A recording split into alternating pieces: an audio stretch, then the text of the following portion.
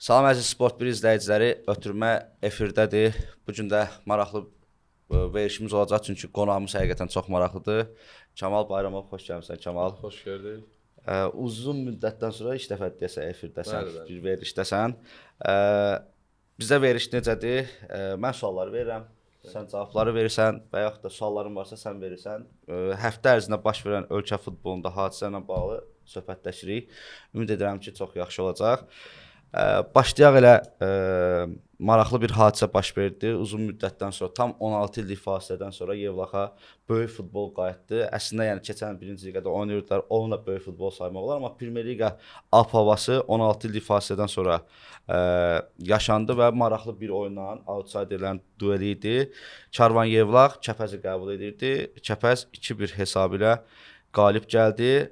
Açığı mən oyundaydım, Yevlaxdaydım və mən düşünürəm ki, Karvan Yevlax Kəpəzdən daha yaxşı oynadı. Sadəcə oyun haqqında bir balaca danışmaq istəyərdim. Sən nələr gördün oyunda? Ümumən Karvan haqqında, yəni belə deyərdim ki, yəni Karvan oyun baxımından Kəpəzdən üstün futbol oynayırdı. Həqiqətən də yəni baxırdım düşünülmüş hücumlar qururdular. Amma oyunun nəticəsi əksini göstərdi.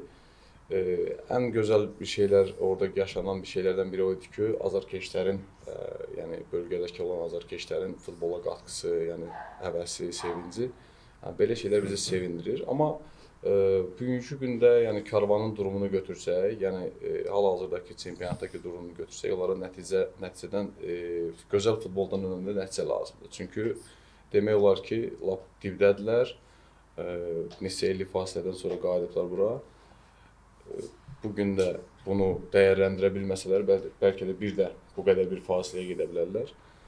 Futbol baxımından baxımlı futbol oynadılar, amma ortada nəticə olmadığından o baxımlı futbol yadda qalmır. Yəni bu neçə illər təcrübəmizə nə görürük ki, nə qədər yaxşı oynasan, nə eləsən, amma yekunda nəticə lazımdır. Kəpəz barəsində də onu deyə bilərəm ki, Kəpəz Azər müəllimi gedəndən sonra istər-istəməz oyunlarında baxırsan ki, dəyişiklik var, bilmirəm. Psixoloji cəhətdən yəqin ki, Azər müəllim yaxşı kökləyə bilir komandanı. Amma onlarda da hələ istənilən nəticələr görsənilmir. 2 qələbələri var Azər müəllim gedəndən sonra. Biri Şamaxı üzərində, biri Karvan üzərində. İnşallah ki, bunlar təsadüfi olmaz. Yəni adam işləməyə çalışan adamdır, işləmək istəyən adamdır. Düşünürəm ki, Kəpəz qabaqdakı oyunlarda bu qış fasiləsindən də sonra bir başqa Kəpəz olacaq. Amma Karvan haqqında hələ onu deyə bilmərəm. Futbol oynayırlar, baxımlı futbol var, amma nəticə olmadığı halda futbolçular psixoloji olaraq günü-gündən gərginləşirlər.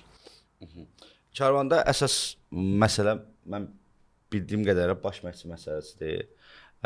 Bunu açıq etiraf eləmək lazımdırsa, Azər Həşimova hörmətimiz təbii ki, özü də bilir, çox böyükdür və formal xarakterli daşıyır.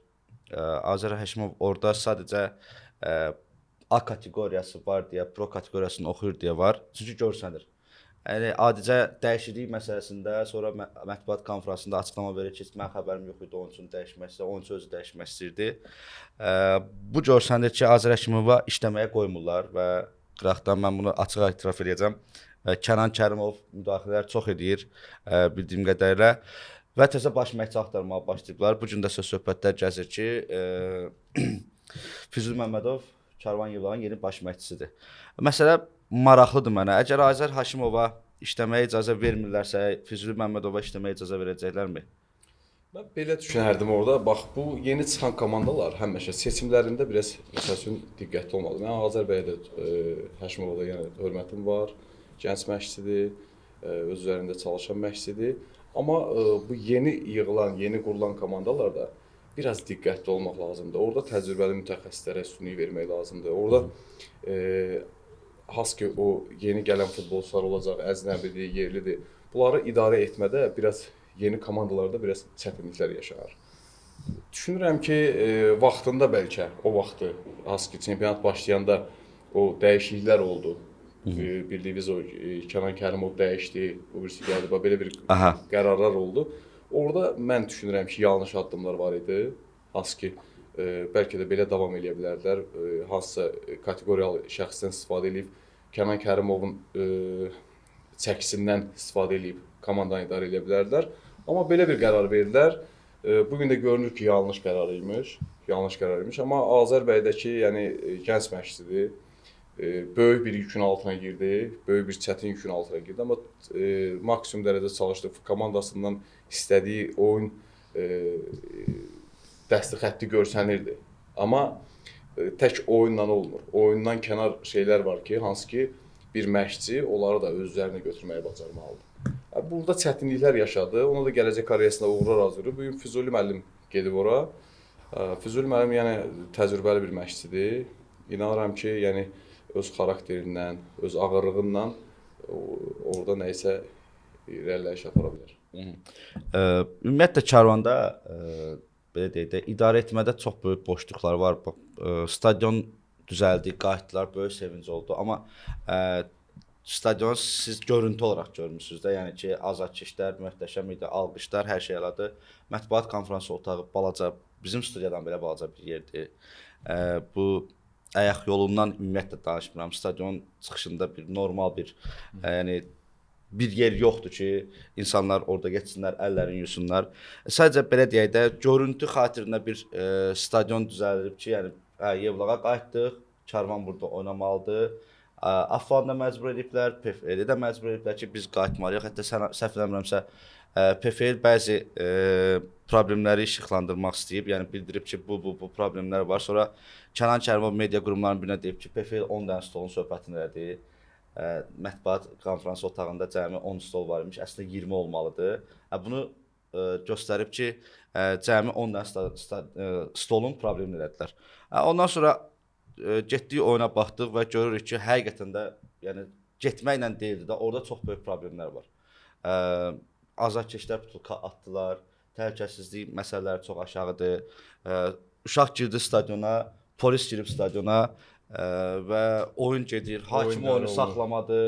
Yəni aləm dəydi bir-birinə də. Düzdür, yəni hamı istəyir ki, Yevlaxda, Gəncədə, nə bilim Mingəçevirdə, Əlbayramda hər yerdə stadionumuz olsun, amma iş görürük. Görünür xətrinə də iş görürük söhbəti olmasın da. Yəni sözün əsl mənasında normal bir stadion tikmək olardı. Ümumiyyətlə sıfırdan bir stadion tikmək olardı. Çünki Yevlaxda bu gün Olimpiya kompleksi tikildi, MBDV oyunlarına görə Yevlax az da olsa inkişafa doğru gedir. Amma futbol baxımından sadəcə görüntü xətrindədir. Mən belə düşünürəm. Bilmirəm sənin fikirlərin necədir və necə ki bu işləri görüntü xətrində edirlər, klubu da elə idarə edirlər. Yəni tez bazar oyunçular yığıldı. Yaxşı oyunçular var. Yəni mən şəxsən Duranı bəyənirəm, Mikelsi bəyənirəm. Sonra orada Kyle Spence var. Elə Gavin özü çox yaxşı oyunçudur. Araz bu gün yaxşı. Araz 2 oyun. Mən hətta orada bir epizodda qaçırdı, təkbətək epizodu qaçırdı. Orada Araz Abdullayev qol vursaydı. Hətta orada yarı zarafat jurnalistlərlə dedik ki, belə də getsə dirəşəcəyik ki, Ayxan Abbasova Araz niyə milliyə çağırmırsan? Yəni yaxşı futbolçular var, sadəcə yaxşı bir idarəçi yoxdur ki, Karvan Yevlağı toparlasın. Mən baş məşqçidə günah görmürəm. Klub rəhbərliyi ümumiyyətlə problemlidir və düşünürəm ki, yenidən qayıtmaq istəmirlərsə birinci liqaya gərək azadlıq versinlər. Yəni Füzuli müəllim gəlirsə, Füzuli Məmmədov gəlsə, ona da azadlıq versinlər. Sadəcə Neftçidə uğursuz olub bildiyim qədərilə. O da uğursuzluq deyildi, 6-0 uduzdular. Komanda həmin vaxtı Premier Liqada olanda Neftçidə işləyəndə ikinci yerdə idi. İndi Neftçi belə deyək də ikinci yer olmağa can atır. Amma Füzuli Məmmədovun vaxtında Premier Liqada ikinci yerdədir. Qarabağ 6-0 uduzdular deyə özünə sığışdırmadı, istifa verdi, çıxdı getdi. Uğurlu bir məşqçi ola bilər, xeyirli olsun. Kəpəzdən bir balaca danışmaq olar. Azər Bağırovun gəlişindən sonra çox söhbətlər oldu, hakimlərə söz atdı, olsun futbolçuları günahlandırdı. Bu oyunda sanki başqa cür motivasiya eləmişdi futbolçulara. Sadəcə udun. Oyun göstərməsəz də olar. Nə olursa olsun bu oyunda qələbə qazanaq və işə də yaradı. Yəni Azər Bağırov bu sistemlə, bu taktika ilə əsas rəqiblərini utsa bəs edər, yoxsa?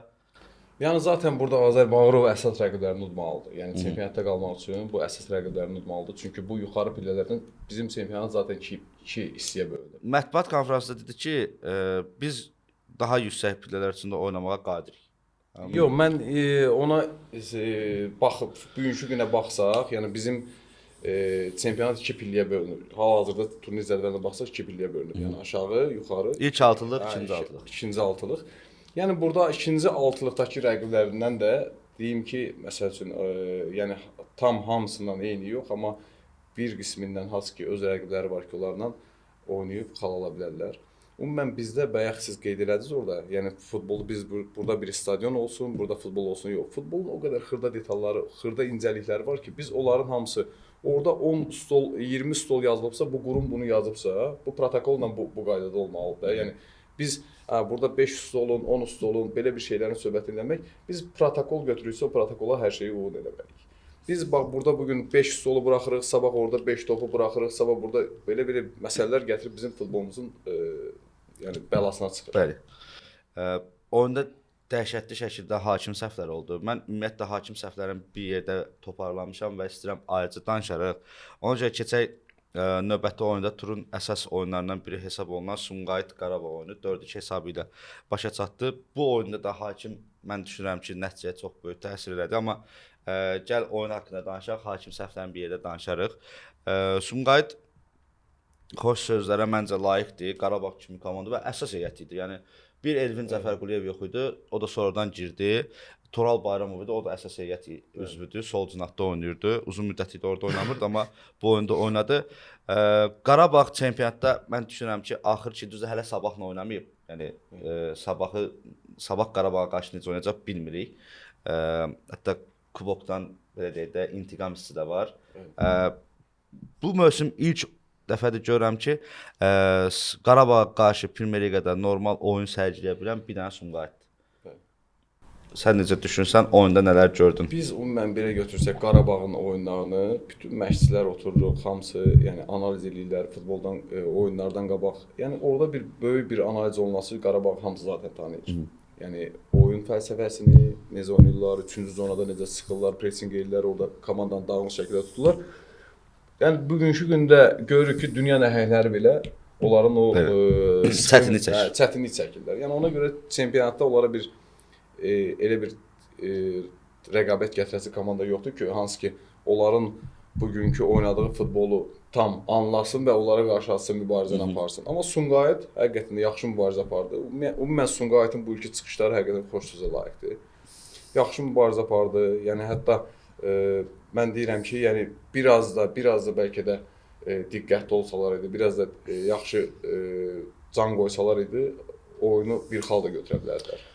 Siz Azərbaycan futbolunda belə bir şey var ki, qırmızı alan kimi, hətta Qarabağa qarşı oynayırsansa, qırmızı alırsansa, dərhal məğlubiyyəti qəbul eləmiş hiss olunur. Baş məşqçilərimiz və yaxud da ki, xarici məşqçilərin çoxu. Sumqayıtda belə bir şey oldu ki, Sumqayıt oyunda komanda qırmızı vərəq aldı. Sonra penalti vura bilmədi. Sonra gol vurdu. Yəni penaltini vursaydı hesabçı olacaqdı, yəni Ramalingo. Düzdür, bunlar 3-cü dəfədir penalti qaçırır. Bu mövsüm 6 penalti vurub, 3-ü gol olub, 3-ünü qaçırıb. Düzdür, baş məşqçi də deyib ki, Saşa İliç mənim səhvim olub. Mən gərək taxtada qeyd edirəm ki, Aleksey Yankoviç olmayanda penaltini kim vuracaq, ikinci Səbuhi və yaxud da üçüncü kimsə də yəni qeyd eləməli idim. Çünki artıq 2 penalti qaçırıb Ramalinqom və biz onun penalti vurmasını istəmirdik. İndi oldu, amma yəni həqiqətən mübarizkarlıq mənə çox xoşuma gəldi ki, yəni sən 10 futbolçu ilə Qarabağ kimi bir komandaya və əsas heyətinə qarşı bir penalti qazanırsan, bir gol vurursan və son dəqiqədə gol buraxıb, yəni oyunu artıq son dəqiqədə əldən buraxsan, 90+5-də gol buraxdılar. Daha bir möhtəşəm bir hadisə, mövsümün rekordu qeydə alındı. 9100 nəfər maçı izlədi və biletlərin hamısı, paylanılma bilet əminliklə deyirəm ki, yox idi. Yəni çünki klub belə deyək də rəsmi olaraq hər gün açıqlayırdı 2000 satıldı, oldu 4000 satıldı və oyun günü bütün biletlər satılmışdı. Hətta belə bir hadisə oldu. Əməkdaşlarımız oradaydı və bildiriblər ki, Qarabağ azarkeşləri biletsiz gəlmək istəyən, stadiona girmək istəyən və bəzi Sumqayıt azarkeşləri, yəni Sumqayıt vətəndaşları da, sakinləri çöldə qaldılar. Yəni oyuna bu qədər maraqlı var imiş. Təbii ki, belə hadisələr olmağı bizi sevindirir. Ümumiyyətlə Sumqayıt futbol şəhəridir. Mən həmişə deyirəm ki, Sumqayıt Azərbaycan Premyer Liqasında çempionluğa oynamalı bir komandadır. Nəyə görə? Bax, stadion müasir standartlara cavab verən çox yaxşı stadiondur. Düzdür, işıqlandırması biraz problemlidir. Dənizin qırağındadır. Bakı paytaxta çox yaxındır. Cəmi yarım saatlıq, maksimum 1 saatlıq, indi tıxac olanda 1 saatlıq məsafədir və hər hansısa bir turist mən təzəcə tez gedirəm Sumqayıta və günorta ərzində orada oluram. Şəhərdə bütöv turistlərdir. Bəzi bir dəfə gördüm kofe shopların birində Aleksey Yankoviç gəldi. Rahat da yəni heç bir xarici futbolçu bəhanə edə bilməz ki, Şəhərin özünü də gündən-günə bəli, gözəlləşdirir. inkişaf edir və heç bir futbolçu da yəni baxanda hə Sumqayıt, bura məsəl üçün də Yevlaxla müqayisə edəndə hə Sumqayıta gəlirəm. Qiymət də oxumayacaq və bunlardan klub rəhbərliyi yaxşı səviyyədə istifadə edib, heç olmasa mütəmadi Avrokuboklara oynayacaq. Biraz da büdcə olsa, biraz da yaxşı bir sponsor olsa, mütəmadi Avrokuboklara oynayacaq, Qarabağa rəqib olacaq bir klub formalaşdıra bilərlər. Bəli, bəli, yox, Sumqayıt bugünkü gündə həqiqətən də bu sezonda çıxışı həqiqətən alqışa layiqdir. Həm mübariz komanda yaradıb, həm inamlı bir komanda var ki, az ki oyunlarda məğlub olduğu halda belə yəni təslim olurlar. Ona görə düşünürəm ki, belə davam eləsələr, amma qış fasiləsindən sonra komandada bizdə bilirsən də çempionatda qış fasiləsi olandan sonra elə bir şeylər baş verir ki, yəni hətta məsələn 1-ci, 2-ci, 3-cü yerdə gedən komanda gedir 6-cı, 7-ci yerə düşür. Belə bir hadisələr baş verir. Ona görə yəqin ki, məşqçi çox təcrübəli məşqçidir, yaxşı, savadlı məşqçidir və düşünürəm ki, onu Sumqayıtı yuxarı dartma ehtimalı var. Mənim ən çox xoşuma gəlir ki, yerli futbolçularımızı tərifləyim hər hansısa bir oyunda filan. Amma ilk dəfə ki, mən bir əcnəbi futbolçunu tərifləyəcəm. Aleksey Yankoviç mövsümün tapıntısıdır məncə. Bəli, bu nəinki Yankoviç, klublarımızda məsələn 1-2-3 nəfər legionerlər var, Kaski təzə gəliblər. Baxırsan ki, yəni o qədər də baha qiymətə, yüksək ödənişlərlə gəlməyiblər, amma tapıntılı futbolçular var. Daha çox nəyə görə deyirəm, ötürmələri, uzun ötürmələri, yəni ara pasları çox idealdır. Yəni mən ümid edirəm ki, Sumqayıt bu futbolçunu bu il əlində saxlaya bilər. Müqaviləsi var bildiyim qədərə. Yəni amma bizdə daha yaxşı sata bilər də. Ən çox böyük problemlərdən odur ki, məsələn bu gün futbolçunu gətirirlər. Məsələn 1 illik müqavilə var. Futbolçu yaxşı çıxdığı halda gələn il məsələn onun ödənişlərində istər-istəməz fərq olmalıdır. Əgər komandaya bu xeyir veribsə, komanda istənilən rəhbərliyin, baş məşqçinin istəyini yerinə yetiribsə, gələn il məsələn bunun qiymətində fərq olmalıdır. Bəli, maaş biz çalışırıq ki, elə necə gətirmişiksə, elə də o qaydada davam edək. Yəni bu qaydada olmur. Yəni futbolçu əgər keyfiyyətli futbolçu bunu sən qorumalısan, orada maliyyə baxımından, digər şeylərdən sən onları hamısını nəzərdə almalısan. Düşünmürsən ki, bu problem də Azərbaycana gələn və elə Azərbaycanlı futbolçuların da menecerlərlə işləməməyinin və yaxud da ki, yaxşı menecerlərlə işləməməyinin səbəbdir yəni. Bizdə gələn futbolçuların baxırsan ki, yəni menecerlərə biraz diqqətlə, mən neçə ildir futbolun orada içində olanda gələn futbolçulara, o menecerlərə baxırsan, bir çoxu menecer o qədər də böyük rol oynamır. Necə rol oynamır? Onların sadəcə bir çoxunun, yəni o digərlərini demirim, bir çoxunun fikri eləcə, yəni kluba yazılsın, oradan o öz ləvazisini götürsün, keçsin. Futbolçu ilə menecer səni bu qazandırır, sən bununla ailəvi dolandırırsan. Sən bunun gündəlik həyatından maraqlanmalısan. Amma gətirdi, baş-boşuna qoydu bura, yerli olsun, əcnəbi olsun. Bu normal bir şeydir. Yəni futbolçunu diqqətdə saxlamalısan. Deməli bu Yankoviçin sən yaxşı səviyyədə futbol oynayırsa, keyfiyyətli bir futbolçusa, menecer bunu qorumalıdır. Səhərsi günü tutaq ki, yüksək pullara digər klublara sata bilərsən. Sən futbolçunu qorumalısan. Burada menecerlərin də günahları var. Yadıma gəlsə Qarabağa Endlov gəlmişdi. Bəli, bəli. İnkişaf elədi. Hətta Rəşad Sadovov belə açıqlama vermişdi ki, hansısa səhv eləmirəmsə kanalların birinə vermişdi ki, Endlov artıq beyin olaraq getmişdi. Çünki meneceri onu daha böyük məbləğə aparmaq istəyirdi. Yəni burada qalsaydı Çempionlar Liqasında oynayırdı, qol vurub Çempionlar Liqasına aparmışdı Qarabağı. Oradan sonra yəni qış fasiləsində, qış dönəmində artıq Rəşad Sadovov açıqlama vermişdi ki, Endlov artıq getmişdi. Qarabağdan getmişdi çünki menecer onun başına oynaşdı. İndi bizim üçün pis bir hadisə idi, amma həmin futbolçunun özünə və menecerinin futbolçuya verdiyi məncə dəyər idi ki, o artıq qiyməti qalxmışdı. Qarabağ rəhbəri ilə danışırdı ki, bu maaşa istəyirik qalmaq üçün. Onlar da razı olmadıkları üçün futbolçunu götürdü, apardı daha yaxşı pul verən bir kluba. Bizim menecerlər də yəni düzdür, açığı son zamanlarda Azərbaycan futbolunda menecerlərin sayı çoxalıb. Amma peşəkarlığın da sayı çoxalsa daha yaxşı olar. Yəni hamı menecer olub. Demək olar ki, %90 hamı menecerdir. Futbolçu gətirir, futbolçu aparır. Amma futbolçuya baxır, ikinci əl gəlir buna, kimdən alır, xaricdən, kimdən gəlir. Baxırsan ki, bir futbolçu ilə danışmaq üçün burdan məsələn bir Azərbaycanlı ilə danışsan, Azərbaycanı göndərdi Türkiyə, Türkdən getdin İtalyana, İtalyandan getdin çıxdın Braziliyaya. Yəni bir futbolçunu gətirmək üçün çox böyük məsafə qət edirsən də. Yəni bizim öz menecerlərimiz var, hansı ki savadlı menecerlərimiz var. Onlar biraz da daha da biz tək futbolda yox, o sahədə də üzərimizdə çalışmalıyıq. O məsələn o menecer oturub deyir futbolçular üzərində çalışmalılar, inkişaf eləməlidirlər. Zaten siz də üzərinizdə çalışmalısınız. Biz hər sahədə üzərimizdə çalışıb inkişaf eləməliyik. Turun növbəti qarşılaşmasında maraqlı hadisələr yaşandı. Demək, Sumqayıtda Araz Naxçıvan Turan Tovuzla bir-biri heç elədi. Oyun belə deyək də başa-baş gedirdi mübarizə. Sumqayıtda izlədim qarşılaşmanı. Mən düşünürəm ki, Turan Tovuz 2 xal itirdi. Başa-baş getsə də bir qədər daha fəal idi, daha istəkli idi və mənə maraqlıdır ki, Turan Tovuz artıq neçənci əvvəlki hesabdan geriyə düşəndən sonra hesab bərabərləşdirir və nəticə bərabərliklə olur. Yəni bu komandada artıq əvvəllər hamı deyir ki, nəticəyə oynayır. Artıq nəticədən fərqli olaraq oyun da görsənir. Şansları gətirmədi. Nə gözlədin oyundan, nə gördün oyunda? Hər iki komanda bəlli idi ki, yəni xal itkisindən qorxur, yəni ehtiyatlı oynayırdılar bir-birinə.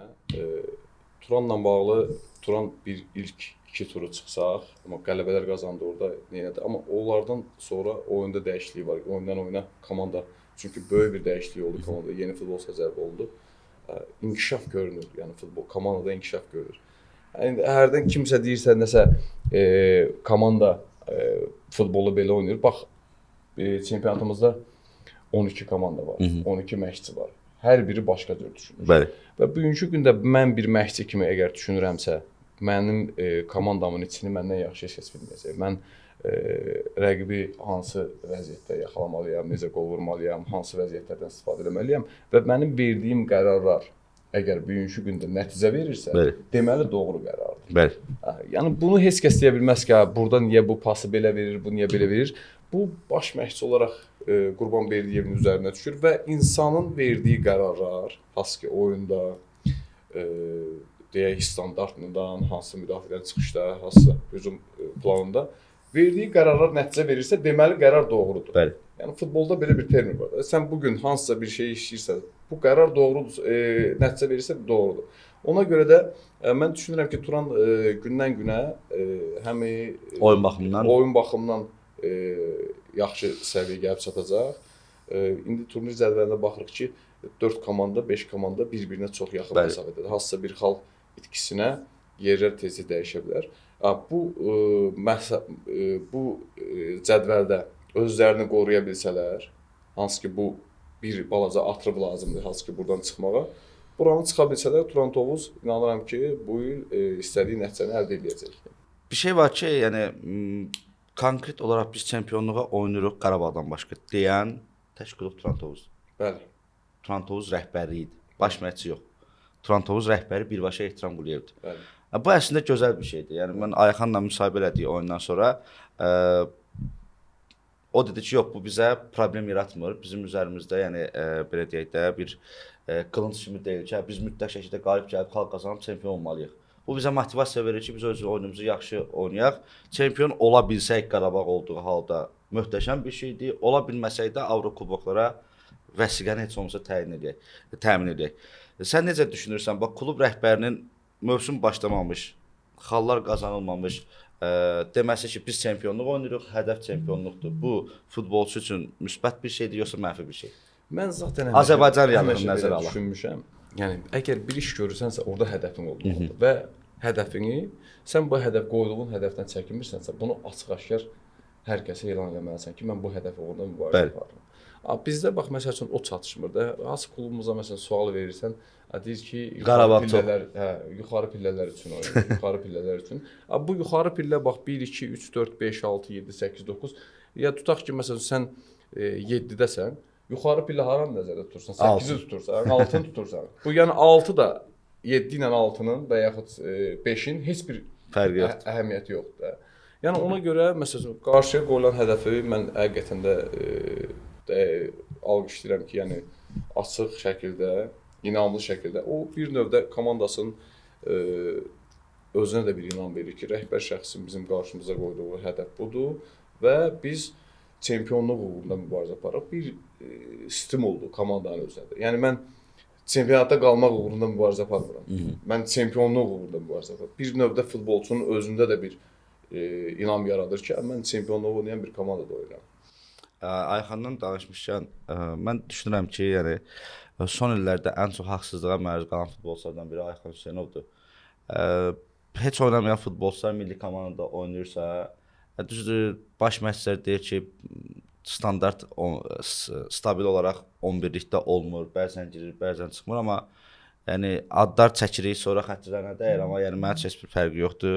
Qaybullayev 2 dəqiqə oynayıb milli komandanın oyununda 90 dəqiqə oynayırsa 2 oyunda, Olsun Abbas Hüseynov cəmi 2 oyun oynayıb 90 dəqiqə oynayırsa, Ayxan Hüseynov bu komandada olmalıdır. Milli komandada belə performansdan, son 2 ilin performansını nəzərə alıram. Belə performansla oynayırsa və sonradan girib komandasına qol vurursa, xal qazandırırsa, mütləq şəkildə hər hansısa bir oyunda, orada İslandiya ilə də oyunda olsun, Ukrayna ilə də oyunda Ayxan Hüseynov can qoyardı, oynayardı da. Yəni bizdə mən Ayxan həm sağda oynaya bilər, həm playmaker oynaya bilər, həm hücumçu oynaya bilər, həm ikinci hücumçu oynaya bilər. Mən düşünürəm ki, Anatol Nuriyevdənsə, düzdür, o da bizimkidir, Azərbaycanlıdır, yəni millimizin üzvüdür, amma Anatol Nuriyevdənsə bu dəqiqə Ayxan Hüseynov daha çox fayda verərdi milli komandaya. Özü ilə də müsahibə götürdük və özü də bildirdi ki, yəni mən çağırılmamaq məni daha da həvəsləndirir. Mən özümdə günah görürəm ki, məndə nəsə bir problem varsa, var ki, məni çağırmırlar. Amma məncə Ayxanda hər hansısa bir problem yoxdur. Sən necə düşünürsən? Mən milli komandaya çağırmaq milli komandanın baş məşqçisinin qərarıdır. Hansı futbolçuya, çünki onun da öz futbol fəlsəfəsi var, baxır, seçir. Amma ümumi oynamaqla bağlı götürəndə, məsəl üçün milli komandamızda futbolçular var ki, heç oynamırlar da. Yəni bunlar da dəvət olunurlar. Mən inanıram ki, gələcək bu toplanışlarda Ayxan Abbasov dəvət edəcək. Mən inanıram, çünki qalacaqmı öz ümumiyyətlə baş məşqçi olaraq? Yox, o barədə mən fikir söyləyə bilmərəm. Yəni Ayxan Abbasov qalacaq və ya kimsə gələcək, kimsə gedəcək. Amma bir yerli futbolçu olaraq bunu bilirsiniz də, yəni o məsələsi də həll olundu və o bir yerli futbolçu olaraq bu milli komandaya layiqdir. O inanıram ki, yəni Ayxan Abbasov olacaq və ya digər kimsə olacaqsa, mütləq şəkildə milli komandada çağırmalıdır. Ayxan da ki, yəni həqiqətən də mədəni insandır, həm futbolçu baxımından yaxşı keyfiyyətli işlər görür meydanda və düşünürəm ki, milli komandaya yararlı ola bilər o. Bir də sevindirici məqam Bəxtiyar Həsənzadənin geri dönməsi idi, uzun müddətdən sonra zədədən qayıtdı və ortabal bir performans sərgilədi, amma o da milli komanda üçün faydalı bir futbolçudur və sizin yerli futbolçuları oynayanda bu sistemlə görəndə çox sevinirəm. Yəni nəyə görə sevinirəm? Elə sən özün də etiraz etmişdin legioner limitinə ki, yəni olmasın. Bir çox belə deyək də 90% əleyhinə idi, 10% deyirdi ki, yox, qoy legioner limitini yığışdıraq. Bu sistemdə, bu çətinlikdə oynayan yerli futbolçu görəndə, hətta 90 dəqiqə oynayan yerli futbolçu görəndə mən sevinirəm şəxsən. Və düşünürəm ki, hə, demək ki, bu legionerlərdən daha yaxşıdır. Demək ki, bunlar milli komandaya fayda verə biləcəklər. Ümumiyyətlə elə legioner limiti məsələsindən də bir fikirlər və alaq. Bax, biz legioner limiti gələndə, məsəl üçün, biz məşqçilər olaraq, digərlər olaraq çıxıb açıqlama verəndə deyirik ki, biz yerlər oynasın, amma pərdə arxasında bir çox məşqçi deyir ki, hamısı legioner olsun. Bugün də məsəl üçün milli komandamızda tutaq Ayxan Abbasov ora buraxır futbolçuları, hansı ki çempionatda biraz formada olan futbolçuları, digər futbolçuları. Bizim çempionatda oynayan futbolçuların hamısı müdafiəçidir. Bəli. Heç bir komanda hücum xəttini buraxmır. Yəni sabah ən çox burada azarkeş kütlənin ictimai rəyin fikirləri, yəni sosial şəbəkələrdə, digər yerlərdə ki, bu niyə belə pis oynadı, bu Fransaya belə oynadı, bu belə oynadı. Zaten qardaş bizim budur. Bizim Azərbaycanlı futbolçu hal-hazırdakı kuxunamızda bir ədviyyat kimidir. Yəni orada durur. Bəli. Ədviyyat kimidir. Hansısa yeməyə uyğun olarsa bunu istifadə edərik. Bizə bu qaydada yox qardaş. Biz legioner limiti ən azından 2-3 nəfər qalmalıdır burada. Yəni onun hesabına milli komandada yəni hansısa futbolçunu tapıb oynada bilərsən. Bu gün biz milli komandaya futbolçu çempionatda tapıb oynaya bilirik. Bir Qarabağdır, məsələn, onlar baxırsan ki, yəni ən yüksək səviyyədə olan futbolçuları yığıblar ora. Digər klublarımızda 10 dəqiqə, 5 dəqiqə, o da müdafiə xəttində. Hamısı hücum xəttinə alıb gətirib əznəbləri. Amma baxırıq ki, bu gün gətirilən digər, məsəl üçün, ikinci altılıqdakı olan əznəblərin bizim yerlərdən, yəni elə bir üstünlüyü, elə bir fərqi yoxdur ki, bu legionerlər mütləq şəkildə bizə heyətdə oynamalıdır. Sadəcə olaraq bunlar gətirilibsə, bunlar oynamalıdır. Belə bir problemimiz var. Legioner limiti də nə qədər olacaqsa, azarkeşlərimiz nə qədər legionerlər istəyəcəksə, bu hansı azarkeşlərimizin %70-in evladları hamısı futbol oynayır. Bəli. Onlar futbol xəstəsidir, futbol azarkeşidir və evladlarının da üzərində öz istəklərini, arzularını gerçəkləşdirmək istəyirlər. Bəs bunlar düşünmür ki, bunların evladları harada oynayacaq? Və bunların evladlarına futbol şansı, oynamaq şansı yaranacaqmı? Biz əgər milli komandadan bugün tələb ediriksə, bizə nəticə ver, biz Fransaya qarşı nəticə tələb edirik. Amma Fransa milli yığma komandasıyla bizim milli yığma komandanın arasında elə bir böyük məsafə var. Yəni bu məsafəni qət etmək mümkün deyil. Digər Ukrayna ilə burada heç-heç oynadıq. Amma bu Ukrayna ilə heç-heç oynamaq, yəni bugün Ukrayna kimi bir komandaya qarşı heç-heç oynamaq, orada mən deyirəm ki, məsələn, Ukraynanın biraz ola bilər ki, stadion amili, orada hardasa biraz bərbad stadionda oynamaq istədilən futbol, amma bu nəticə qalır ortada. O stadiondan danışmırlar orada.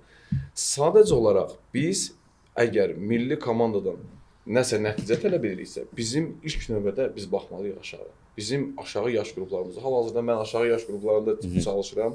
Orada çalışdığım müddətdə baxırsan ki, uşaqlar var, həqiqətən sürəti var, həqiqətən texnikası var, hər şeyi var, ağlı var, amma gəlir 14-15 yaşına çatandan sonra bu yoxa çıxır bu uşaqlar. Bizim stadionlarımız bərbad gündədir, meydançalarımız yoxdur.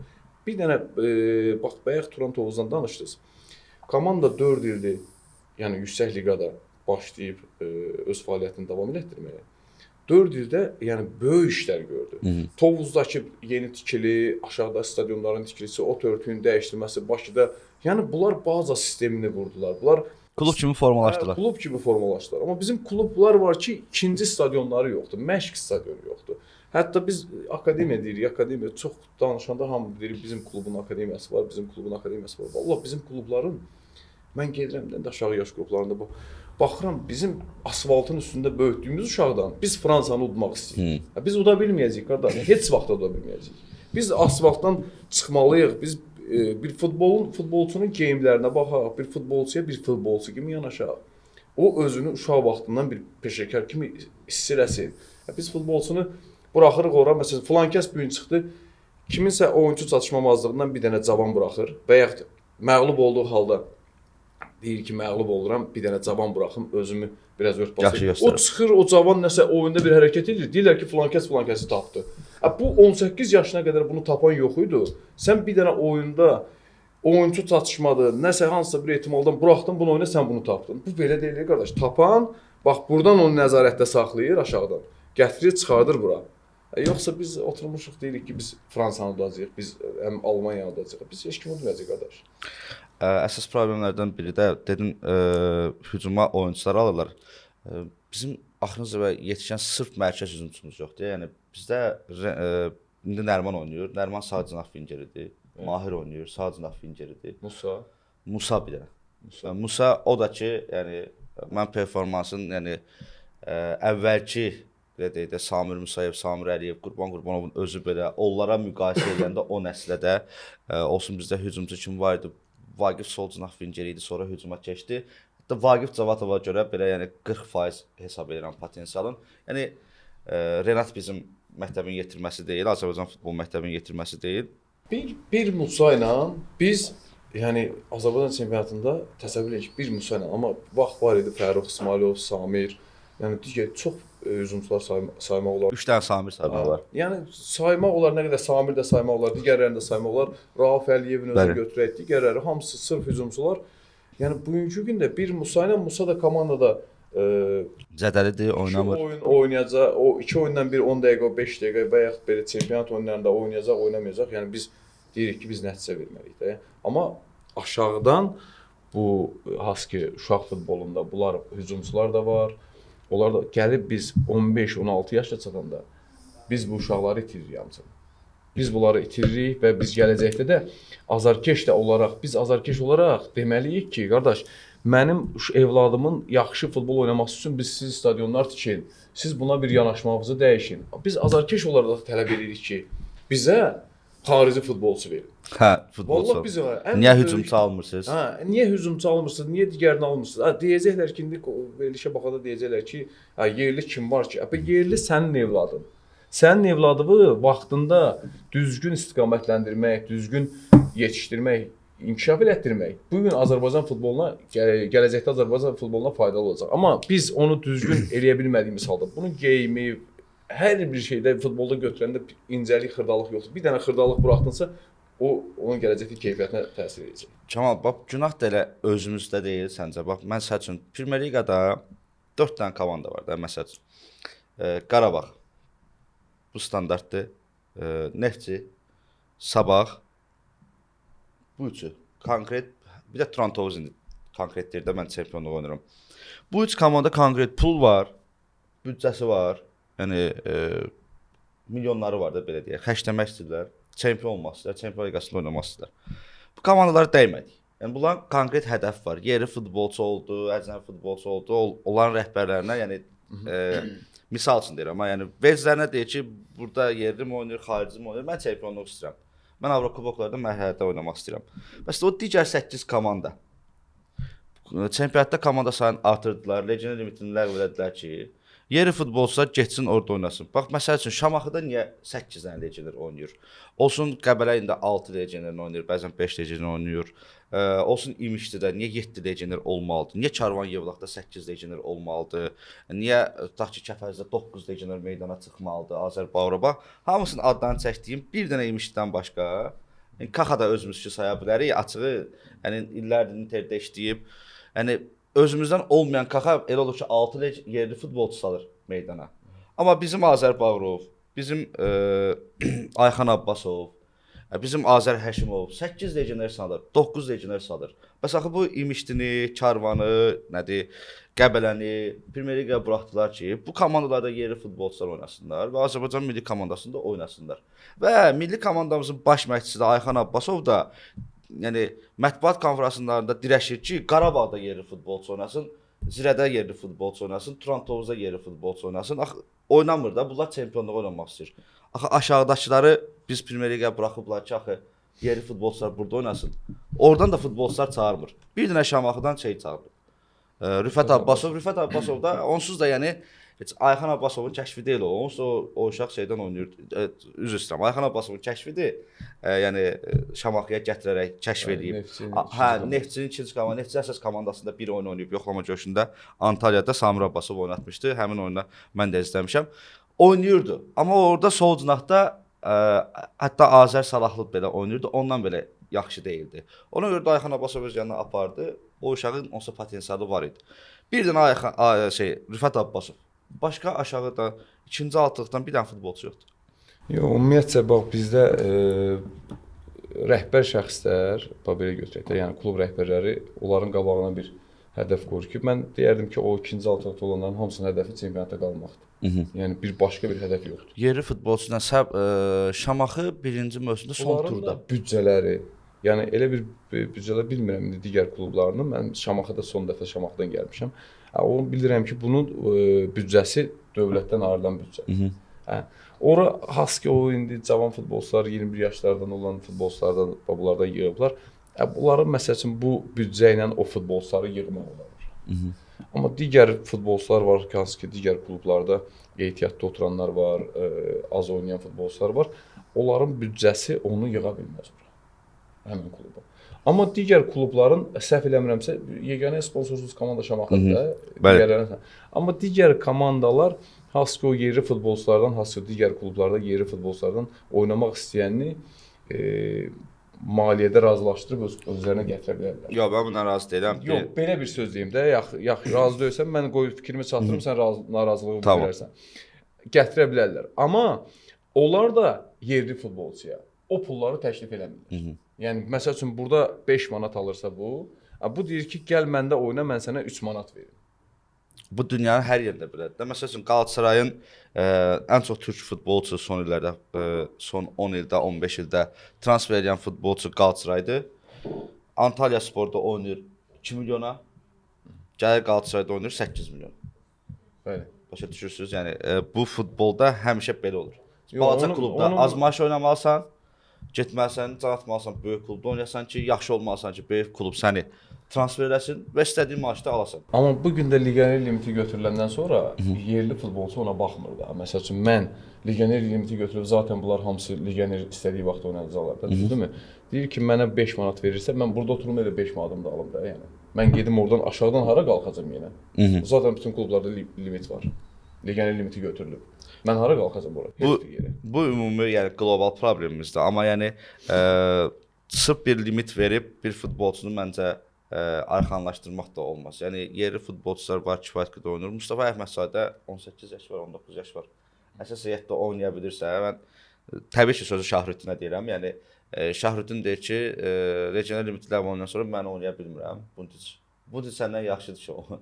Yox, yəni bu dəqiqə oynayır. Amma yəni yerli oynayan futbolçular var, potensiallı futbolçular var və bu legioner limitin götürülməsi yerli futbolçuların daha çox məsuliyyətli olmasına səbəb olur. Mən elə düşünürəm. Yox, mən məsuliyyətli olmasından da əlavə, sən yerli futbolçuların zaten kimisə limit olduğu halda, məsələn 3 dənə futbolçu oynayacaqsa meydanda, həmin 3 ən keyfiyyətli futbolçuları oynayacaq. Götürüb keyfiyyətsiz futbolçu oynatmayacaq. Yox, bir on şey var idi. U21-də İsmail İbrahimli hardadır? Məncə Qarabağın əsas 2 mövsüm Qarabağın əsas heyət üzvü oldu. Yəni indi Zirədədir, arada sırada meydana çıxır. Arada sırada çıxmır. Yəni yox, onlar elədir. Məsələn, o zaten elədir də. Yəni 20, 21, 22 bu etapları keçə bildi futbolçu. O keçid dövrlərindən bax 18, 19.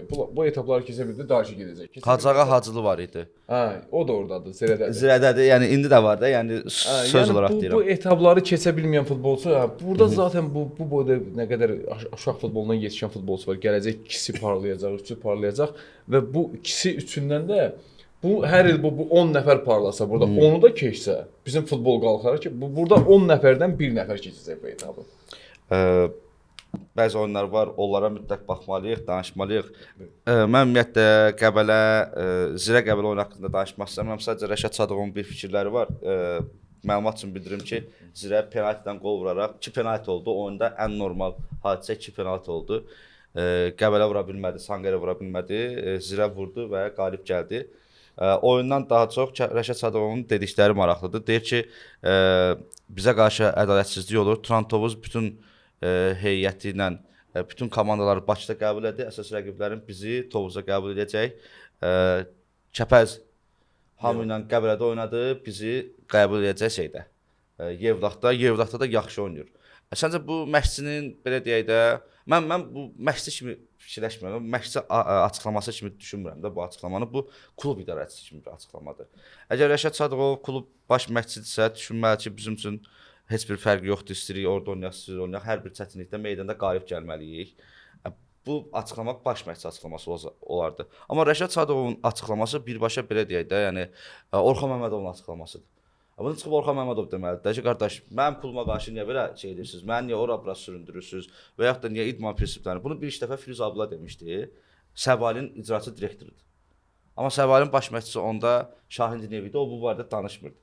Yəni bilməm Rəşad Sadıqov həm klubu idarə edir, həm baş məşqçi edir. Yəni baş məşqçilikdən kənar bütün işlərlə məşğuldur Rəşad Sadıqov və bu ildə hiss edir ki, rəqiblər, yəni belə deyək də, çox çətindirlər, çox güclüdürlər. Yəni pis gündə olan Neftçi belə Zirəyə problem yarada bilərmi? Ondan mı ehtiyat edir? Turan Tovuzdan mı ehtiyatlı olur? Çünki klub açıq-aşkar deyir ki, mən çempionluq oluram, oynayıram. Yəni Kəpəzdən niyə qorxasan sən? Yəni Kəpəzin Yevlaxda oynamağından niyə qorxasan? Mən Rəşad haqqında biz deməli biz 2001-2003 sezonunda da o vaxtda bir yerdə oynamışıq Rəşadla Neftçidə. Yəni o vaxtdan yadıma gəlir, onun hələ cavan vaxtlarından yadıma gəlir. Mən bu insan idarə etməni xoşlayan insandır. Yəni bu idarə olunan insan deyil, idarə etməni xoşlayan insandır. Belə götürəndə mən Rəşada baxıram, məsəl üçün komandası meydanda mübarizə aparır. Rəşad meydandan kənarda mübarizə aparır. Çünki girdim o arenanın içinə, orada etika, o birisi, bunlar baxılmamalıdır. mən belə fikirləşim. Mən burada hörmət axtarım. Burada bu meydanın içinə girdinsə, bu qəfəsdir. Bu qəfəsin içindən sən qalib üçün girirsən. Döyüşməlisən. Burada hər şeyə baxmamalısan da. Yəni filan kəs oradan nə deyəcək, bu necə? Mən baxıram ki, Rəşad bax burada oturduğu yerdə, burada mübarizə komandası, burada mübarizə. Rəşad burada mübarizə aparır. Meydandan kənar. Hə, meydandan kənarda, yəni meydandan kənarda deyəndə bu da meydanın içindədir. Bu da oyunun bir parçasıdır.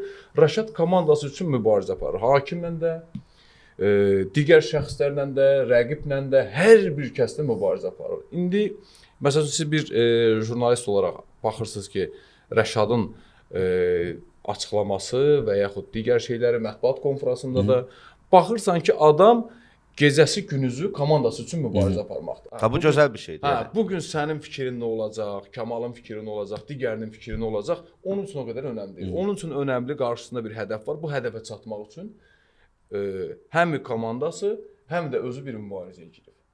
Yəni deyərdim ki, belə Rəşad Ola belə çıxır ki, bütün Azərbaycan futbolu birdir, Rəşad Sadığov ayrıdır. Yox, indi bax bu, elə belə bir söhbətə gəlib çıxdı. Belə deyim də sən. Mən Rəşad Sadıqova baxıram, yəni bilirsən nətər. Biz yəni nə biz bütün gün Rəşad Sadıqovla görüşürük, nə belə biz bir-birimizin telefonu belə bir-birimizə yoxdur.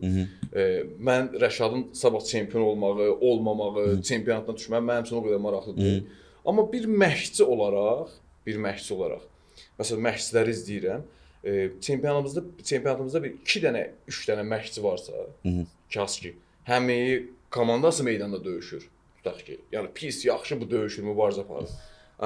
Həm də ki, özü meydandan kənarda döyüşür. Baxırsan ki, burada döyüşür, gəlir mətbuat konfransında döyüşür. Sənin fikrin ola bilər ki, məsələn, bu gün ona mənfidir də, Rəşad niyə bu sözü dedi? Onun üçün o qədər fərqi yoxdur. Onun üçün bax buradakı nə varsa gələcək, mənim xunamda pişəcək, biz yeyəcəyik. Bu hədəf budur. Ola bilər ki, Azərbaycan futbolu, yəni ancaq bu siyasətdə qurulub, amma yəni Rəşad Sadıqov daha çox mən düşünürdüm ki, Rəşad Sadıqov karyerasını bitirəndən sonra Zirə Futbol Klubunun prezidenti olacaq. Yəni fəxri prezident Orxan Məmmədov özü də prezident olacaq və bu meydandan kənar gördüyü işləri orada eləyəcək və çox da super olardı, əla bir şey olardı. Çünki sabah şəxsən özüm təklif edərdim ki, AFFA prezidenti Rəşad Sadıqov olsun. Başlayıraq ki, klub prezidentliyində heç olmasa olmalısa hər bir klubun idarə etmə heyətində özüm baş katib olsun, AFFA ilə prezidenti olsun. Yəni bu hadisələrə ölkə futbolunda baş verən qara-qura işlərlə özü konkret mübarizə aparsın. Amma bu baş məşqçi olaraq baş məşqçinin funksiyası deyil axı. Bu baş məşqçinin sən deyirsən ki, bu baş məşqçinin funksiyası deyil. Mən də bugünkü gündə mən də bir uşaq futbolunda bir baş məşqçiyəm, öz komandamda baş məşqçiyəm. Mən komanda meydana girəndə, mən komandam orada döyüşür, mən ətrafımdakı insanlarla burada hakimlə, o birisindən, yəni burada məsəl üçün qırmızı vərəqə verir keçən dəfə. Həqiqətən də qırmızı vərəqə idi. Ləğv olunmasında birbaşa Rəşad Sadıqovun məncə deyirəm təsiri oldu. Bəli, təbii ki. Gözü cəzalandırdı. Yəni bu biz məsələn mən bir tovuzlu olaraq baxıram ki, qırmızı vərəqəni bu təzyiq elədi, bu geri qaytardı. Harasa bəlkə Rəşadın təzyiqinə dözə bilmədi, qaytardılar. Amma Rəşada da ki, halal olsun ki, həqiqətən onu bacardı. Onu bacarır, yəni onu bacardı, komandası üçün mübarizə apardı. Yox, orada qırmızı verilsəydi, Rəşad otursaydı yerində, sakitcə oturub baxsaydı, o özü də baxır da monitorda görür orada ki, yəni təkrarda bu cəhd var. Bu cəhd belə qırmızıdır da, yəni başla elləri cəhd qırmızı. Amma o komanda orada mübarizə aparır, bu da burada mübarizə aparır. Ola bilər sənin fikrin, bu baş məşqçiyə yaraşmır və yaxud bu düzgün bir şey deyil. Amma bu adam üçün sənin, mənim fikrim meydanda, bura girdiyi halda sənin, mənim fikrim. Bunun fikri bir dənə komandası qələbə qazansın. Və mən bunu həqiqətən də, yəni mən demirəm də, mən deyirəm ki, sənə ki, yəni mən Rəşadla bütün günü oturmuruq, biz oyundan oyuna bəlkə qabaqlaşaq görüşək, ya biz belə. Amma bu adamın bu xarakterinə mən varım da. Təbii, bəlkə də belə şeylər Azərbaycan futbolunda irəli getmək üçün gərək belə bu xarakterdə olasan. Bu Azərbaycan futbolunda, dünya futbolunda da məşqçilər var ki, hansı ki, məsələn özün gündə izləyirsən də, yəni komandası meydanda mübarizə aparır. O qıraqda o komanda üçün necə mübarizə aparır. Yəni vallahi yəni bu bir futbolçu üçün bir veriş açarıq, xüsusi Rəşad Sadıqov haqqında danışarıq, digər oyunlardan da danışarıq çünki vaxtımız da az qalıb. Növbəti oyunda İmişli Neftçi məğlub etdi. 2 dəfə Neftçi hesabda irəli keçsə də sonda heç nəyə olmayan, stadionu yoxdur. bazası yoxdur. Amma normal bir komanda formalaşdırıblar.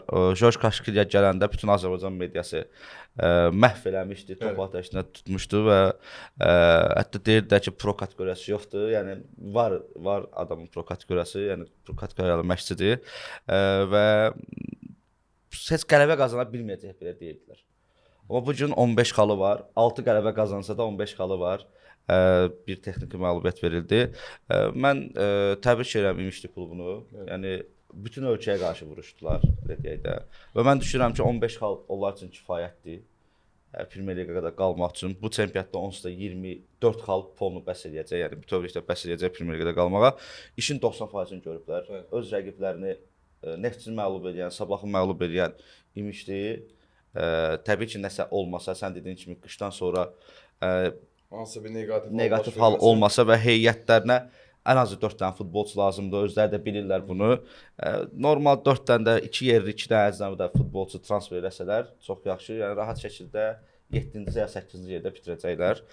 Təbrik edirik. Neftçi isə yəni Samir Abbasov bildiyim qədər istefa verib, gedib. Gözlənilən idi. Bir komanda üçün, bir baş məşqçi üçün klub rəhbərliyi hər bir şəraiti yaratmışdı. Yəni açıq-aşkar deyirəm, hamı çəkilib qırağa, müşahidə şurasının rəhbərliyi Samir Abbasova deyilib ki, sənə X büdcə ayırmışıq. Ürəyin istədiyi futbolçuları seç, X büdcəni keçmə, X büdcəni keçməyəndən sonra biz sənə bir dənə ulduz futbolçu gətirəcəyik. Samir Abbasov X büdcə, amma komanda nəticə versin. Nəticədə qarşılarına şərt qoyulub ki, ən az 2-ci yer. Ya da kubokun qalibi. Yəni Avrokuboklara get. Çempionluq belə konkret qarşısına məqsəd qoyulmayıb. Hamı da çəkilib qırağa. O cürlə idarəçilər var, klubun icraçı direktoru da var, müşavir də var. Onlar olublar Samir Abbasovun işçiləri. Samir Abbasov nə deyib? Bu dəqiqə komandanın pis gündə olmağının səbəbkarı, birbaşa səbəbkarı Samir Abbasovdur. Mən düşünürəm, yerli məşqçidir. Samir Abbasovun nəticəyə gəlməyin ən çox istəyənlərdən biri mən olmuşam, amma bacarmadı. Mən birinci mişli haqqında başlamaq istəyirdim. Mən ən çox bu komandada, yəni mənə xoş gələn nədir? Komandada gözəl ab-hava var, elə bir atmosfer var ki, yəni baxırsan ki, klub daxilindən mətbuata belə, digər yerlərə belə mənfi bir şey sızmır. Yəni və üstəgəl də çıxıb açıqlama vermirlər də. Yəni yıxıb sürürlər. Yəni heç kim demir ki, niyə sən belə edirsən? Sən kimsən? Nə bilim, bir zəng olmur. Bəli, yeni klubda dedilər. Bunlar məsəl üçün bir çox yerdən eşitirdim ki, baş məşqçi gələndə digər şeylərdə, bunlar idarə etmə bilmirlər, nə etmirlər, amma həqiqətən yeni klub olmaqlarına baxmayaraq baxırsan ki, çox gözəl şəkildə idarə etmələri var. Yəni klub daxilindən bir dənə neqativ bir şey çıxmır. Nə futbolçular baxımından, nə məşqçi baxımından, nə rəhbərlik baxımından. Bundan sonra şəhərin icra başçısı da diqqətlə saxlayır komandanı. Ümumən baxırsan ki, bunlar futbolu istəyirlər və qayğılı yanaşırlar. Bu kollektivin bu səviyyədə olmasında əlbəttə ki, baş məşqçinin böyük rolu var. Yəni has ki, o təzə gələndə baş məşqçini bütün respublika baltalar. Yəni baltasız olan adam baltalar. Bir dənə müsahibəyə mən getdim. Onunla xüsusi təkbətək görmə, bu həqiqətən deyilən qədər. Təkbətək müsahibəyə getdim, üzbəüz müsahibəyə. Baltasız olan adam balta götürmüşdü. Yəni mən də baltalıyım da. Yəni bu qaydada mən həqiqətən onları alqışlayıram ki, mən onlar belə bir kollektivin futbol oynamaqdan əlavə gərək birinci bax bu dediyim şeyləri qurasan ki, ondan sonra futbol oynayasan da. Yəni bu gün götürək Yevlax futbol oynayır. Amma o qədər məsəl üçün orada xırda detallar var ki, onlara nəzarət etmədiklərinə görə nəticə gəlib çıxmır. Çünki futbolda hansısa bir xırda detalı buraxdısa o. Mən bir dənə bir şey də deyim. Azərbaycanın məşqçilərindən əcnəbi baş məşqçinin sırf Jorj Kaşkilyanı müqayisə edəcəm. İmişlidə 6 futbolçu birinci liqa futbolçulardır. Keçən birinci liqada oynayırdı. Sinanka, Qapçı, Abbas, İdris, üçü birinci liqada, Rolo, Xəzər Mahmudov 5, sonradan gir eləyir 5, bir nəfər də vardı. Morgan, 6 futbolçu. Mən əminliklə deyirəm, bax Premyer Liqada işləyən baş məşqçilərin hamısı deyərdilər ki, bunlar birinci liqa səviyyəli futbolçulardır, bizə başqa futbolçular lazımdır. Mən deyərdim ki, əgər yerli mütəxəssis olsaydı, gələn kimi, oradan bəlkə 2 nəfər zadı Abbasından tutmuş İdrisinə qədər hamısını göndərəcəkdilər. Keçən ildən qalıb bunları görüntü olaraq saxlayayım, amma bunlar aşağı liqa səviyyəli futbolçular, bunlar mənə lazımdır. Bəli. Yəni bu qayda olacaqdı. Çünki mən onu neçə ildir görə gəlmişəm. Komandanın uğur qazanmasının səbəbi də budur. Və klub prezidenti də sırf özü baş məşqçiyə deyib ki, mən bu futbolçularla müqavilə bağlayıram. Mən bu futbolçulara inanıram. Özün də gətir futbolçular kimi istəyirsən. O Portuqaliyaların 90%-nin, yəni Bangeranın da özü istəyib, Almeydanın da özü istəyib. Bəli, alıram. Onlara uyğun olaraq istədikləri maaşları da verirəm və mən sizə deyim ki, İmişlidə ən yaxşı halda 10.000 manat maaş var dollarla. Ən yaxşı halda.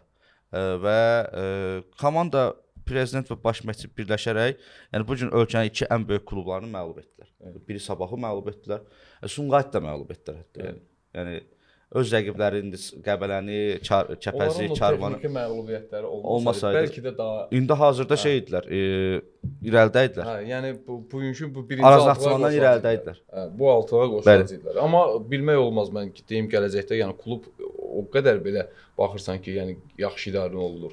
Klub daxilində nizam, intizam, bir dənə bir şey eşitmirəm. Bax, bütün klublarda oxu, bu klubun adını da eşitmirəm. Yəni o qədər sakit iş görürlər ki, yəni əvvəl məsələn baş məşqçi gələndə baltaladılar hamısı ora-bura, amma sonradan qələbə qazandı, xoş sözlər eşitsən. Baxırsan ki, orada icra hakimiyyətinin diqqəti, komandaya, bu birisi rəhbəri baxırsan ki, bir yumruq olaraq birləşiblər. Tək problemləri stadiondur. O da ki, mən yəqin ki, iş gedir də orada stadionda. Heç bir iş getmir. Yox, orada problem necədir? Yəni bunu dəfələrlə demişik. Stadion ərazisi başqa bir qurumundur. Stadion özü başqa bir qurumundur. AFFA klub da deyir ki, mən bura pul xərcləyim, sabah gəlib deyəcəklər ki, bura mənimdir. Və bildiyim qədərilə son belə bilmişdi cəmaatını sevindirək. Böyük ehtimal orada yeni bir stadion tikiləcək.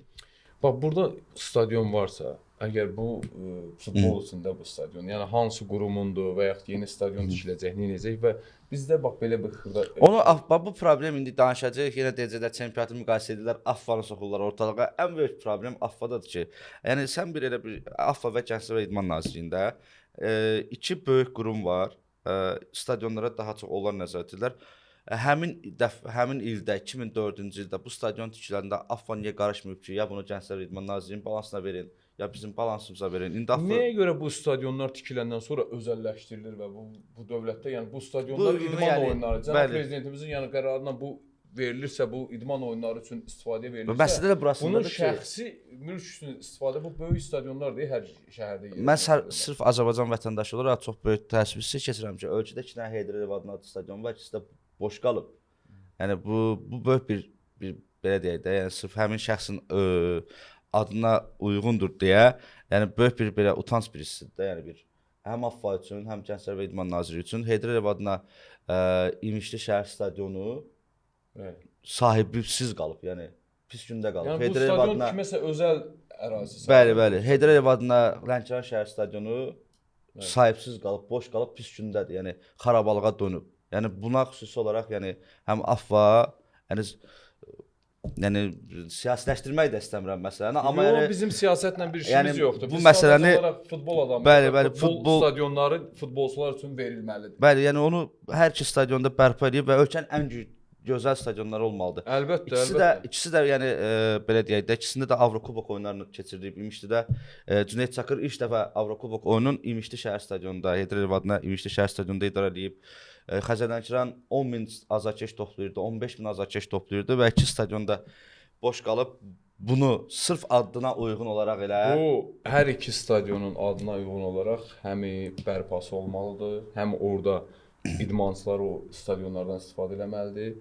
Allahın izni ilə inşallah. Mən düşünürəm ki, yəni həqiqətən bəlkə bu indi bu verilişdə bu açıldı. Bu yəni bu qurumlar özləri də hansı ki, buna nəzarət edirlər, buna bilirlər, eləmirlər. Yox, bunu eləməlidir. Ulu öndərimizin adına olan 2 dənə stadion bugünkü gündə, yəni hətta bu kiminsə şəxsi olsa belə o stadionları o səviyyədə saxlamalıdır. Özü düzəltməlidir. Saxlamamalıdır və onu Azərbaycan gənclərinin nəzdinə verməlidir. Yəni gələcəyin nəzdinə verməlidir.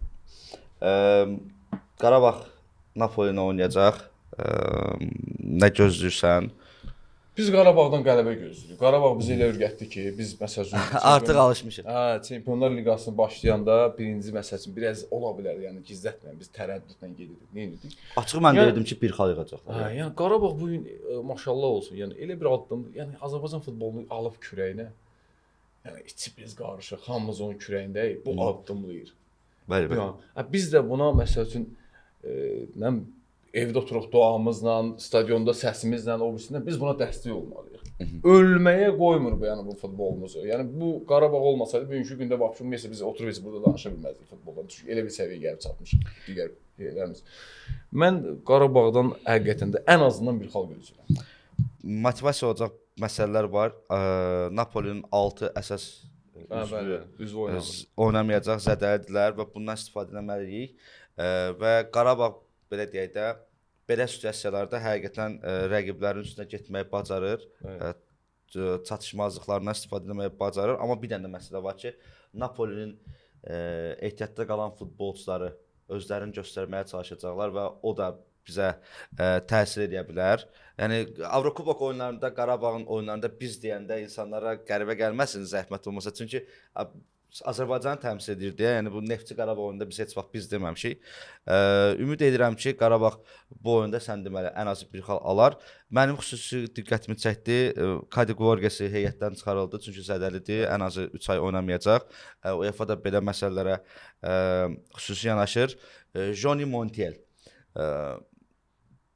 Dani Quintanadan sonra mən düşünürəm ki, Qarabağ istədiyi, axtardığı İspanyalını tapdı və o İspaniyalı sevgisi var ya Qurban Qurbanovda və çox da fantastik oyun oynadı, belə deyək də. Sumqayıtla oyunda ara ötürmələri, yəni həqiqətən 2 qolda da qatqısı var idi, hücumu başlatmağı filan. Eyni tipajda, demək olar ki, Dani Quintananın və mütəmadi, mən yenə deyirəm, Kadi üçün çox çətin olacaq. Qaydandan sonra Johnny Montiel əgər bu oyunlarda özünü göstərsə, mən deyim ki, yəni hətta hücumçu kimi oynadıb Nərimanı da kənarda saxlaya bilər. Kadi qaydandan sonra, dönəndən sonra, yəni böyük bir rəqabətlə üzləşəcək. Mən belə düşünürəm, çünki eyni mövqedə oynayan futbolçulardır və düşünürəm ki, Kadi hal-hazırda oynadığı futboldan daha keyfiyyətli olmağa çalışacaq. Onsuz keyfiyyətli futbolçudur, amma bugünkü oynadığı futboldan oturacaq kənardan da izləyəcəyi bax zaman çünki qırığı var, o düzəlməlidir və qaydanda hansı biraz məsəl üçün burada bir üstünlüyü vardı ki, mən Kadiyəm, oynayıram, top itkisinə də belə görürsən son oyunlar çox yol verirdi. Artıqlaması nədir? Johnny Montiel eyni hərəkətləri indi qalıb sadəcə uzaqdan zərbələr vurmaq, onlardan fərqlənmək, cərimə zərbəsindən vurmaq. Onlar da varsa əgər bu adam İspaniyada bütün yaş qruplarında oynayıb. Bir də əsas komandada oynamayıb. Əsas millidə. Əsas millidə oynamayıb. U20-lər kimi bütün millilərdə oynayıb. Hətta 17-də kapitan olub. Yəni bu elə-belə bir şey deyil. Mən düşünürəm ki, yəni bir dəfə demişdim, yəni deyirəm Qarabağın transfer məsələsinə görə hamımız başda mən olmaqla çox qınadıq. Amma yəni bu transferlər çox əladır. Yox, yaxşıdır. Bu transferlərin hamısı yəni çox əladır. Bu mövsümki transferlərin gör kimlərdən danışır. Pedro Bucalho ilk oyunun Çempionlar Liqasında ilk oyunun ulduzu oldu, ən yaxşı oyunçusu oldu. İndi Montieldən danışır. Ağlına gəlməzdi ki, o klubundakı bu hamıqsa Çempionlar Liqasını görür. Yeganə futbolçudur ki, Pedro Bucalho. Qarabağa gələn kimi startda başlayıb, əsas heyətdə başlayıb. 10 ildir ki, belə bir futbolçu yoxdur. Bəli, bəli. Hamısı gəlir bir müddətdən sonra. Bir müddətdən sonra. Kadisindən olmuş, Leandro Andrasinə, nə bilim Medinasına, hamısı, Buntisinə. Tez uyğunlaşma prosesini tez. İlk oyunda seçmə mərhələsində startdır. Elə bütün oyunlarda biz Bucalhosuz komanda təsəvvür edə bilmirik. Bəli. Və ümid edirəm ki, yaxşı təzyiq altında çox əla futbolçudur. Baxırsan ki, ümumi dözümlülüyü də yaxşıdır. Yəni bəlkə də biraz Kouakou da səhv edib Qurban Qurbanov. O da ki, Bucalhonun o performansda Kouakounu mən ona baxıram məsəl üçün o bir müddətdən sonra çünki ora gələn futbolçular haqqında tez qərar vermək istəmirəm. Bucalho satılsa və ya da Yankovic satılsa, Bucalho, Kouakou ikisi ola bilər. Mən o çünki Qurban müəllimin gətirdiyi futbolçular bir 6 aydan sonra tamam başqa bir adama çevirirlər deyə. Ona görə indidən ona hələ Adaya nə deyirdik biz? Adaya bu gün. Yəni ona hələ bir qərar verə bilmirik. Napoli ilə oyun Azərbaycan futbolu üçün bir ilk ola bilər. İtaliyalı klubunu məğlub edə bilərik. İnşallah. Yəni böyük bir fantastik olar da. Yəni da artıq belə deyək də indi türklər, ruslar, nə bilim biraz Avropa mediası bizdən danışır. Napolini də utsaq bütövlüklə dünya mediası bizlə İnşallah, Allah danışacaq. nəsib Bu eləsin. boşluqlardan istifadə edib uda bilərik. Bizə ayrılan müddət də başa çatdı. Təşəkkür edirəm ki, gəldin. Çox sağ olun. Maraqlı minnətdaram müzakirə dəvətiniz oldu. üçün. Sağ olun, salamat qalın. Gələn verilişlərdə görüşmək üzrə.